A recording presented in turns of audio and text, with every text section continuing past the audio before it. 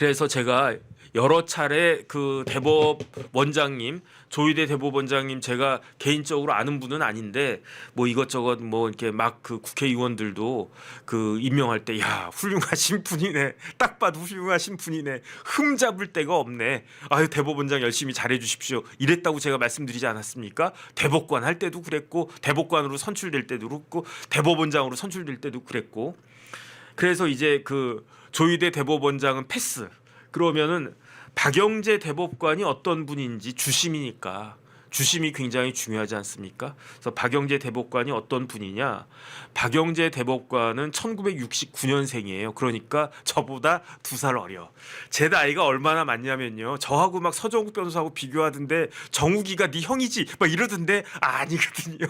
서정욱이가 저보다 3살이나 어려. 내 동생하고 동갑이야, 서정욱 변호사는. 그래가지고 사석에서는 서 변호사 저한테 형님 그러는데, 그런데 어쨌든 제 나이가 얼마나 많냐면요, 대법관님들보다도 제가 나이가 많단 말이죠. 저 박영재 대법관보다도 제가 2살이나 많고요. 그런데 이제 박영재 대법관은 빠른 69년생이라 학번은 67년생입니다. 그 부산 출생이고요. 부산에 배정고등학교가 있대요. 뭐 배정고등학교에 배정된 거지, 뺑뺑이였을 테니까. 그리고 나서 서울대 법대 들어와가지고 그 재학 중에 4학년 때 사법시험 붙었어요. 그 다음에 이제 군 법무관 마치고 난 다음에 서울 동부지원, 그때는 동부지원이라고 했습니다. 그때 그 초임을 서울 동부지원에서 시작을 했는데, 그 이야기는 뭐냐면 박영재 대법관은 아무리 공부를 못했어도 사법연수원 안에서 최소한 10등 안에는 들었다는 이야기거든요. 그러니까 제가 봤을 때 그 연수원을 수석 졸업하진 못했어요. 왜냐하면 그때 연수원 수석 졸업한 사람들이 누구다 그거는 이름이 쭈루룩 나오니까. 근데 박영재 대법관이 거기에 수석하지는 못했는데, 그런데 제 느낌으로는 2등부터 한 10등까지 사이 성적을 받았기 때문에 초임이 서울 동부였다는 이야기고, 그 다음에 뭐 사법시험 성적, 연수원 성적 이런 것도 중요하지만 박영재 대법관이, 제가 조금 전에 돌직구할 때 전주에 그 의원하고 같이 옆자리에 앉았거든요. 그래가지고 제가 물어봤어요. 의원님, 거기 박영재 그 대법관 어때요? 왜냐하면 전주의 의원이 박영재 대법관 사법연수원 1년 선배거든. 그러니까 뭐 무지무지하게 똑똑하신 분이죠. 그렇게 이야기하더라고요. 그러니까 공부도 공부지만 일을 무지무지하게 잘한 사람이었어요. 그걸 뭘 보면 알 수 있느냐? 정말 이런 커리어가 없는데, 어떤 커리어냐? 법원행정처에서 근무를 오래 했어요. 그러니까 쉽게 말하면은 평판사일 때도 법원행정처에서 인사 3담당관, 인사 1담당관, 그다음에 인사 1심의관실에서 근무를 했어요. 그러니까 평판사일 때부터 4년 동안이나 법원 행정처에서 근무를 했고, 그 다음에 뭐가 됐습니까? 부장판사 됐잖아요. 부장판사 된 다음에도 그 법원 행정처에서 근무했는데 기획총괄 심의관으로 그 근무를 했어요. 그 다음에 부장판사에서 한 번 더 승진하면 뭐가 되느냐?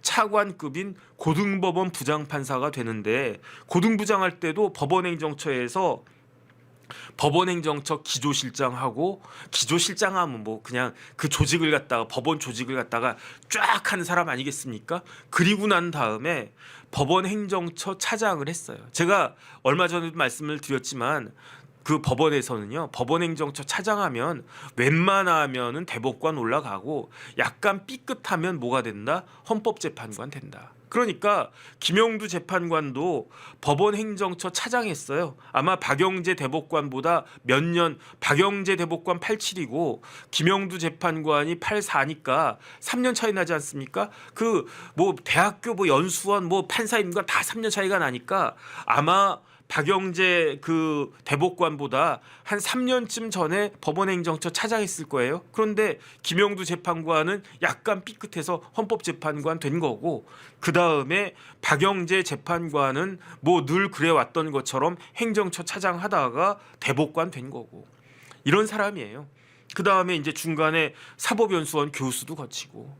그렇기 때문에 이제 그 다음에 이제 지역적으로는 박영재 대법관은 부산 출신이고, 그 다음에 제가 제가 이제 86학번이지 않습니까? 그다음에 제 친구들 중에 재수한 놈들이 있어요. 그래서 재수한 애들이 서울대 법대 87학번으로 많이 갔는데 현역보다도 재수한 애들이 더 많았단 말이에요. 저희 때. 그러니까 박영재 대법관하고 다 서울대 법대 87학번 동기들이란 말이죠. 그래서 제가 궁금해가지고 몇 명한테 물어봤는데 나름 박영재 대법관이 나름 강직하고 소신도 있고 그다음에 최고 엘리트고 그러니까 이런 커리어 가진 그 판사는 진짜 그 별로 없거든요. 제가 확신하는데 박영재 대법관은요 조금 있으면 법원행정처장 될 겁니다. 지금 천대엽 대법관이 법원행정처장하고 있잖아요. 제가 봤을 때 다음번이나 아니면 늦어도 다음번 법원행정처장은 박영재 대법관이 할 거예요. 그러면 박영재 대법관은요 진짜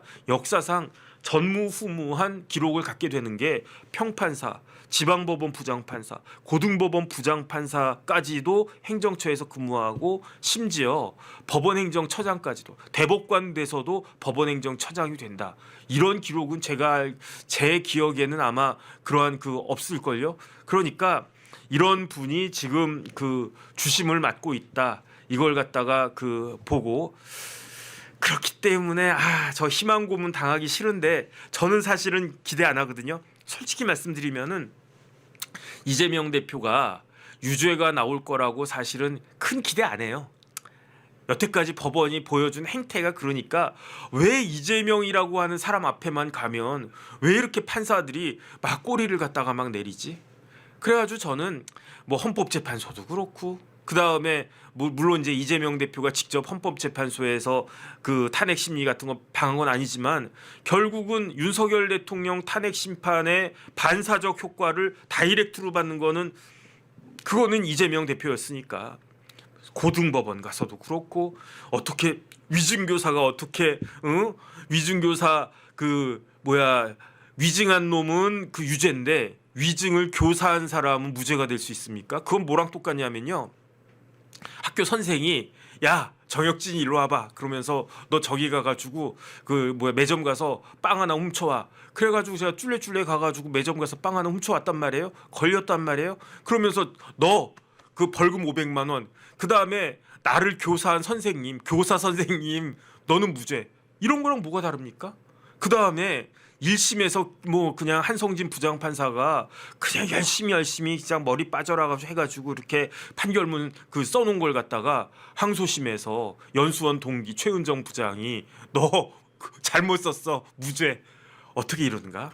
그렇기 때문에 저는 사실은 그렇게 법리적으로 따지면야 저는 뭐 누가 뭐라고 해도 이거는 그 법원에서 파기되어야 한다. 그렇게 생각을 하는데 과연 그럴 수 있나?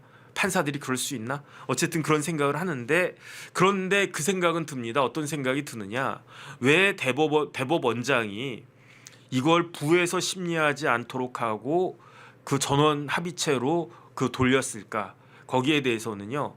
원래 부는요 법원 조직법에 따르면 대법원에 부를 둘 수 있다. 그런데 한 부에는 대법관이 3명 이상 들어가야 된다. 그렇게 되어 있는데 현실적으로는 대법관 4명을 3개 조로 해가지고 3명을 4개 조로 한 게 아니고요. 4명을 3개 조로 해서 대법원에 1부, 2부, 3부가 있단 말이에요. 그런데 대법원 2부에서 4명의 재판관 대법관들이 이걸 담당하도록 되어 있는데 거기서 하지 왜 전압으로 돌렸을까?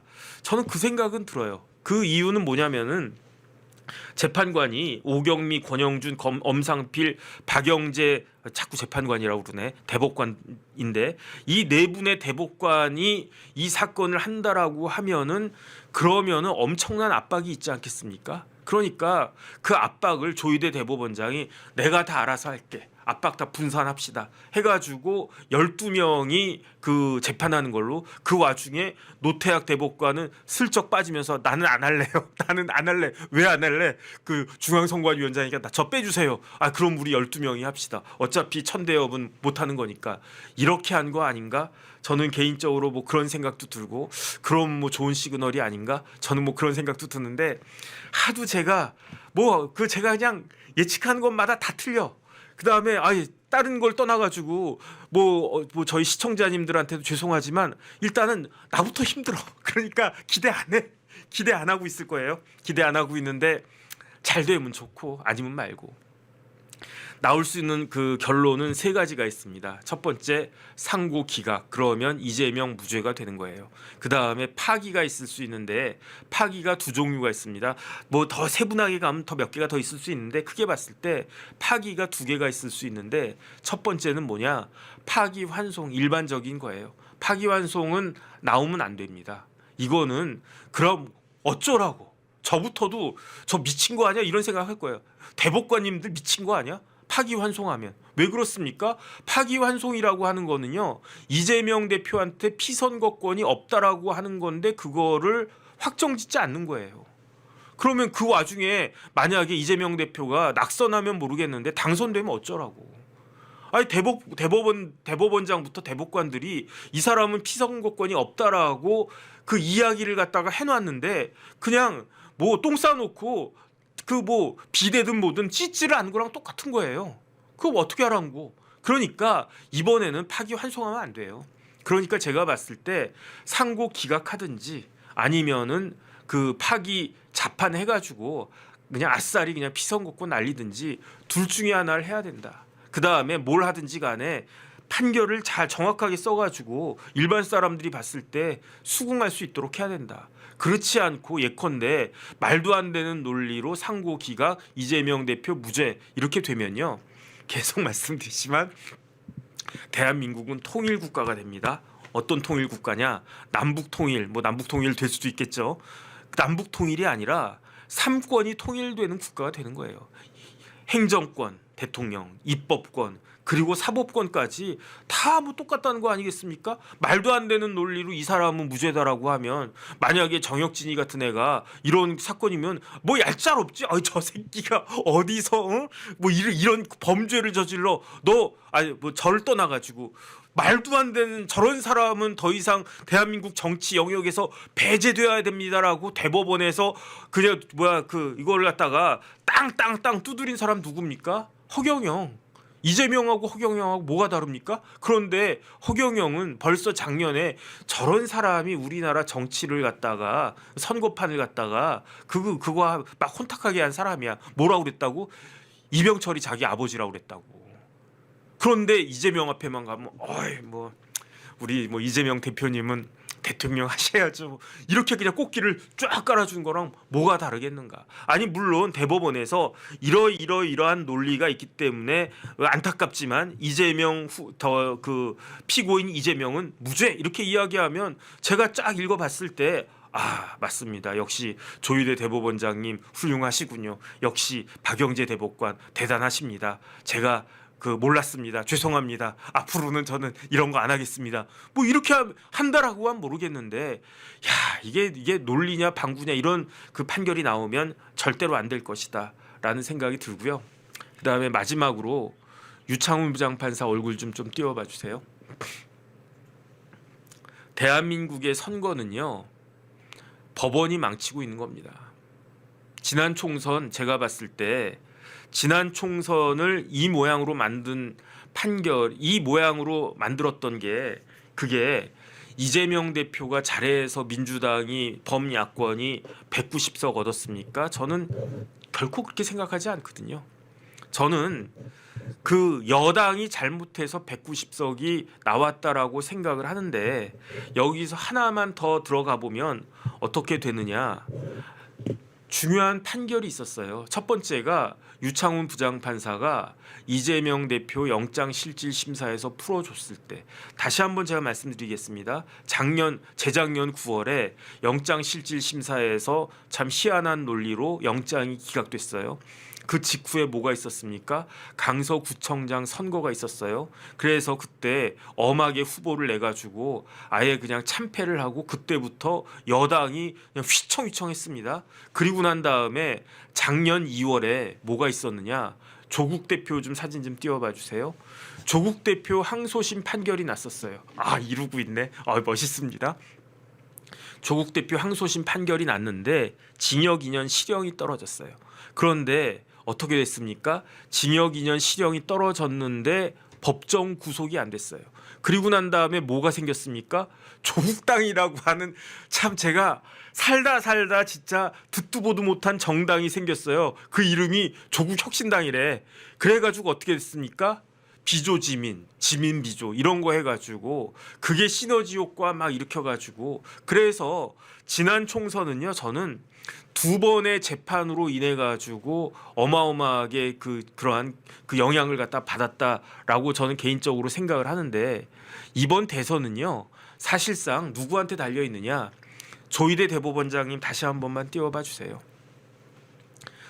이번에 그 대통령 선거는요, 저는 어떤 생각이 드느냐, 저 같은 뭐 우리 같은 그러한 일반 뭐 평범한 서민들 유권자들이 대통령 뽑는 선거가 아니에요. 지금 21대 대통령 선거는 대한민국의 그 훌륭하신 위대하신 대법원장 조희대 대법원장님이 찍어서 지명하는 선거예요.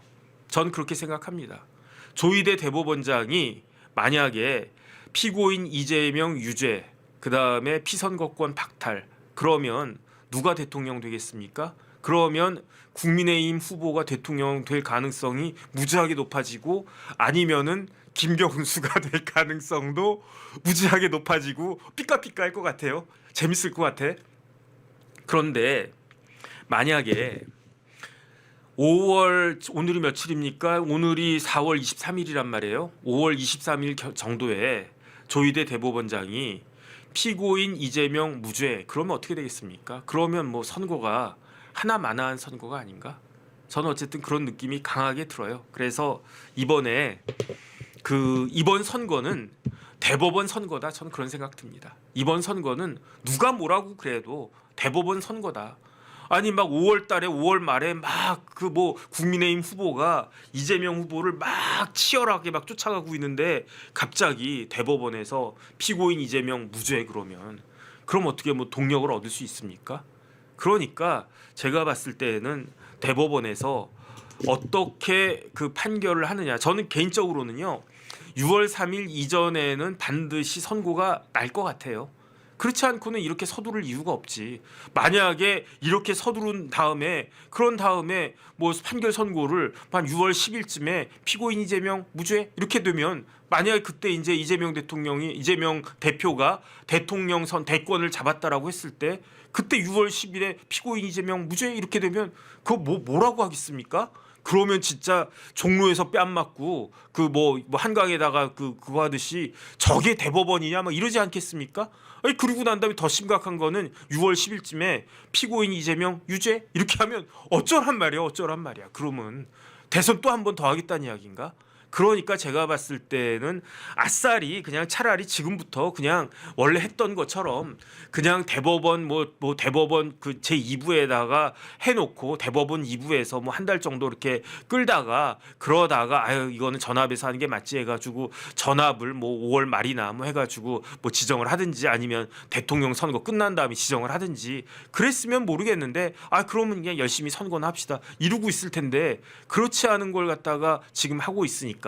그러니까 저는 6월 3일 이전에 선고 날 가능성은 90% 이상이다. 그 다음에 그렇기 때문에 5월 10일 정도를 기준으로 해가지고 그 전에 선고가 나오느냐 그 뒤에 나오느냐가 굉장히 큰 그 함의를 가지고 있지 않을까, 전 개인적으로 그런 생각을 갖다가 합니다. 그래서 오늘 저는 뭐 다른 분들처럼 희망 고문 드릴 생각은 전혀 없었던 거고요. 그 다음에 괜히 희망 갖지는 마시기 바랍니다. 그냥 전 객관적인 인포메이션이나 정하고 싶다, 일단은 그 생각이 들고, 그래서 참 대한민국의 정치가, 대통령이 이런 식으로 이렇게 선거가 되고 이런 식으로 뽑혀야 되나, 그런 거에 대해서 참 자괴감이 든다, 어쨌든 그런 생각이 듭니다.